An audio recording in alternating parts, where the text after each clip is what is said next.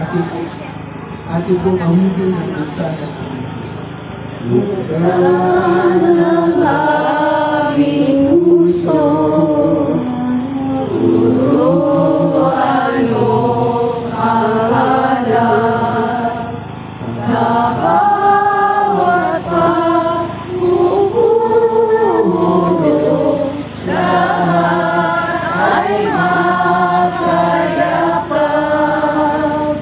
Buksan ang aming isip, sirapan ang iwanan, nag-usap at ang hiling, tumuling na hanaan. Buksan ang aming balat, sarili maialay, luruan mo ialay, aming nagbabalay. Sa ngalan ng Ama, ng Anak, at ng Espiritu Santo, Amen. Panginoong Jesus, sa iyong pagsilang, dumating ka upang makibahagi sa aming likas na pagkatao.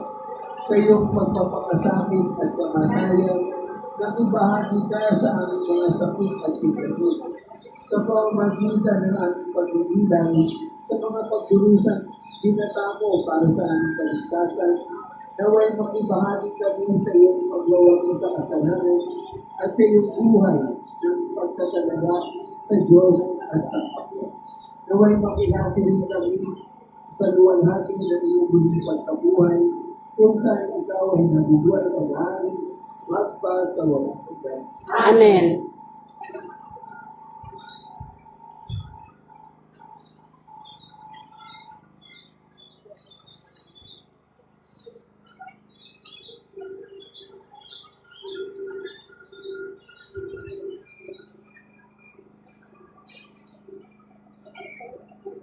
Unang diskusyon, ang pagkakataan ng Eucharistia. Sila sa pagkadami at pinasasalamatan ng Panginoong Jesucristo. Sapagkat sa pamagitan ng iyong banal na krus, ay niligtas mo ang lahat ng kahihiyan.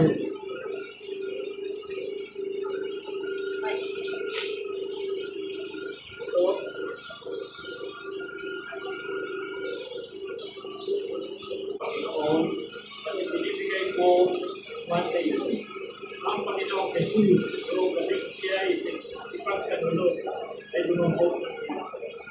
Pasalamat at pinagpilan ko na sa ito at sinabi, ito ang aking katawan na iniyahan ko para sa ito. Gawin ninyo ito bilang pag-alaala. Pwede naman matapos maglapuna at ginawa kaniya ang kalis. Kalis na ito, bagong tipan, pinagtitibay ng ating Diyos. Kung hindi inumin ninyo ito, gawin ninyo bilang pag-alaala sa atin. Kapagkat tuwing kakain kayo ng tinapay na ito at iinom, kalis na ito ay pinahahayan. Kamatayan ng Panginoon hanggang sa kalis at kalis. Pagdalang tayo pong lahat, Panginoong Jesus, sa iyong pag-ibig sa amin, ginawa mo rin ang iyong sarili na napayang-alam upang maging aming pagkain at himig. Turuan mo ako na maging tulad at bumisakay at alak na iniaalay bilang handog sa Diyos at sa pagpupamang maglingkod sa aming kapwa. Hanggang sumabit ang aming pagkakaroon sa pagkayang buhay na walang hanggan, magpakailanman. Amen.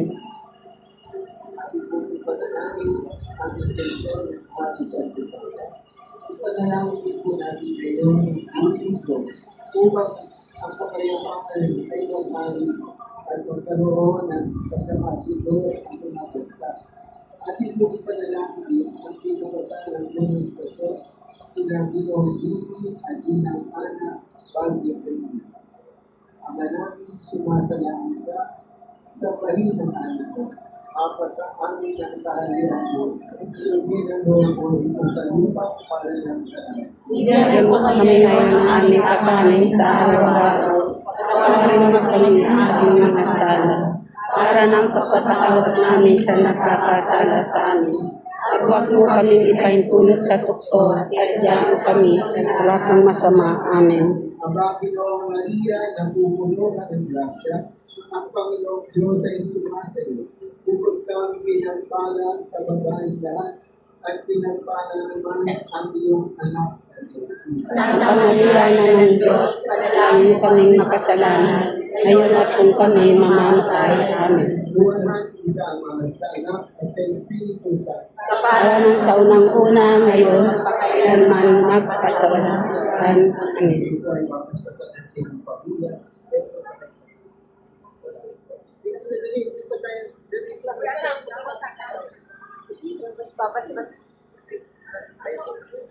Diyos na magpapahal, paspasan niyo po ang pamilya na pinagpatahan ng buong estasyon. Paspasan niyo rin po kami lahat upang ang bunga at biyaya ng pagpapakasabi, kamatayan kung pagkabuhay ng Jesus ay aming gagawin sa ngalan ng Espiritu Santo. Amen. Ang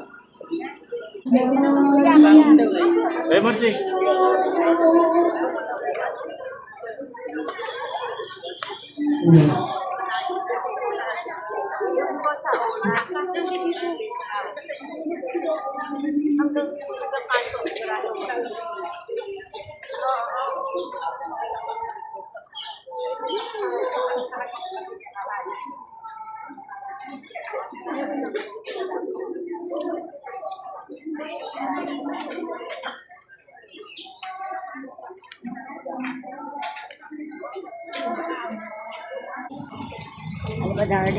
Yes. pagdurusa sa halaman ng Mesilo. Sinasamba ka namin at pinasasalamatan, Panginoong Jesucristo. Sapagkat sa pamamagitan ng iyong banal na krus ay niligtas mo ang sandaigdig.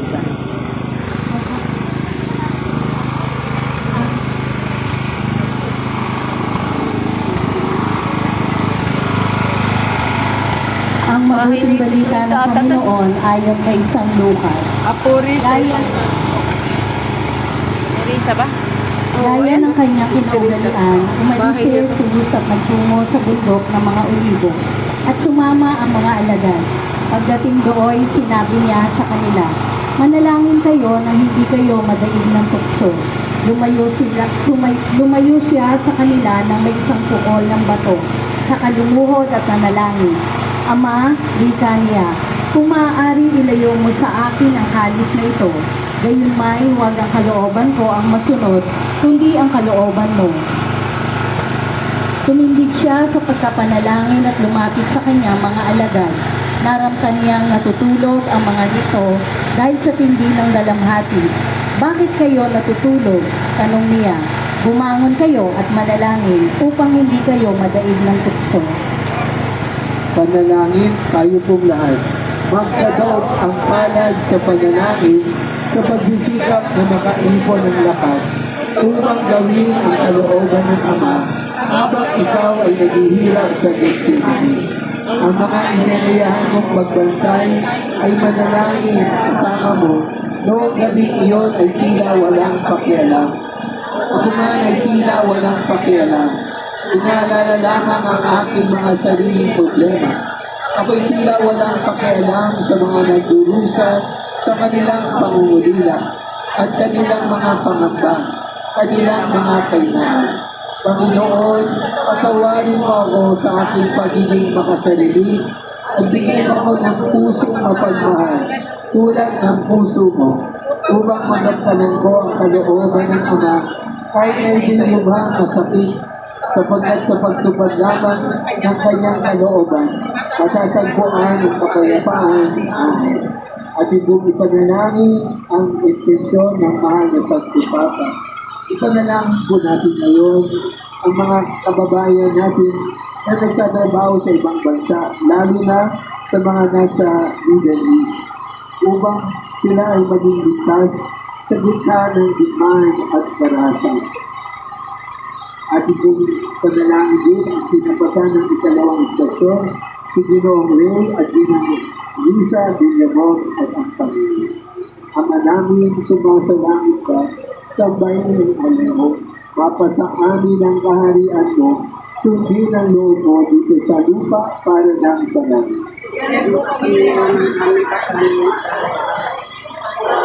kami sa aming mga sala, para na pagpapatawad namin sa nagkakasala sa amin, at huwag mo kami ikaintulot sa tukso, at iadya mo kami sa lahat ng masama. Amen. Aba, Ginoong Maria, napupuno ka ng grasya, ang Panginoong Diyos ay sumasayo. Bugod kang pinagpala sa babaeng lahat, at pinagpala naman ang iyong anak na si Jesus. Santa Maria, Ina ng Diyos, ipanalangin mo kami makasalanan, ngayon at kung kami mamamatay. Amen. Luwalhati sa Ama, sa Anak, at sa Espiritu Santo. Kapalong sa unang-una, ngayon, magpakailanman, magpasawalang hanggan. Amen. Ngayon po, babasbasan natin ang pamilya. Diyos na mapagmahal, basbasan niyo po ang pamilya Villamor at ang lahat na naririto niyo upang ang biyaya at kagungan at pagpapakasakit kagatay ko rin pagkabuhay ni Jesus ay aming tanggapin. Sa ngalan ng Ama, ng Anak, at ng Espiritu Santo. Amen. Ikatlong estasyon. Si Jesus ay hinatungan ng kamatayan. Sinasamba namin at pinasasalamatan Panginoong Jesucristo. Sapagkat sa pamamagitan ng iyong banal na krus, iniligtas mo ang kalalaitigan.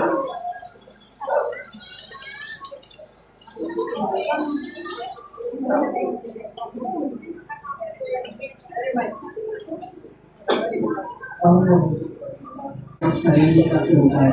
At sinabi, hindi na natin kailangan ng mga saksi. Kayo na ang nakarinig ng kanyang kalagagtakan ng Sidon. Ano ang pasya ninyo? Ang halo nilang lahat ay kamatayan. Pinapagahan, nagpunong agad ang mga punong sacerdote ang matatandaan ng bayan. Ang mga eskriba at ang iba pang buhuo ng Sanhedrin, tinagapos nila kay Jesus at dinala kay Pilato. Panalangin, tayo pong lahat Nilayan ang aming kaniwala, ang tanging walang salang tao sa mundo. Inatulan ang kamatayan ng mga tao na iyong binigyan ng buhay, at ang kakilakilakot na pagsalangat ay hindi na walang katapusan. Habang ako mismo ay muling nagbibigay sa iyo ng hatol na kamatayan, sa tuwing matalikuran ko ang iyong pag-ibig. Ang pagkabigong ito ng katarungan ng tao ay nagkakatuloy sa mga di makatarungang pagkakataon, kung saan ang mga kriminal ay pinawawalang sala, at ang mga walang kasalanan ay pinatulan sa lilimong kamatayan sa isang buhay na paghihirap at di pagtanggap ng sagalayan sa Panginoon ng buhay, gawin mo ako makapagpalaga sa iyong kaloob ng buhay. Buhay para sa lahat, buhay na ganap. Amen. ating pong ipanalangin ang intensyon ng mahal ng Santo Papa, lalo na ng buwan ng Marso. Ipanalangin po natin ngayon ang simbahan upang sa gitna ng pagbubuhay ay tayo ay maging tanda ng kapayapaan at kapagpatagan. At ibang ipanalangin ang pinapatan ng ikatlong misteryo sa istasyon si Ginoong Rogelio at Ginang Merda Garcia at pamilya. Ama namin, sumasalangit ka, sambahin ang alam mo. Sa amin ang kaharian mo. Sundin ang loob mo dito sa lupa para ng sarili. Bigyan mo kami ngayon ng aming kakanin sa araw-araw. Patawarin mo kami sa aming mga sayang, para ng pagpapatawad namin sa nagkakasala sa amin. At huwag mo kami paintulot sa tukso, kaya mo kami sa lahat ng masama. Amen. Aba, Ginoong Maria, napupuno ka ng grasya, ang Panginoong Diyos ay sumasayo. Bukod kang pinagpala sa babaeng lahat, at pinagpala naman ang iyong anak na si Jesus. Santa Maria, Ina ng Diyos, manalangin mo kami makasalanan, ngayon at kung kami mamamatay. Amen. Luwalhati sa Ama, sa Anak, at sa Espiritu Santo. Para sa unang-una, ngayon at pakailanman, magpa sa walang hanggan. Amen. Paspasan niyo po ang pamilya Garcia at paspasan niyo rin po kami lahat ng aming upang ang bunga at pagpapala ng pagpapakasabi sa matayuling pagkabuhay ni Jesus ay kabilang ay aming tanggapin sa ngalan ng Ama, ng Anak at ng Espiritu Santo. Amen.